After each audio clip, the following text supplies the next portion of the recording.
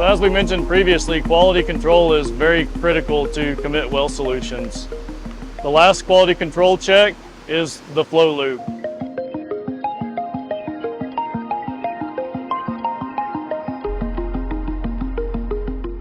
So we have a flow pump in-house.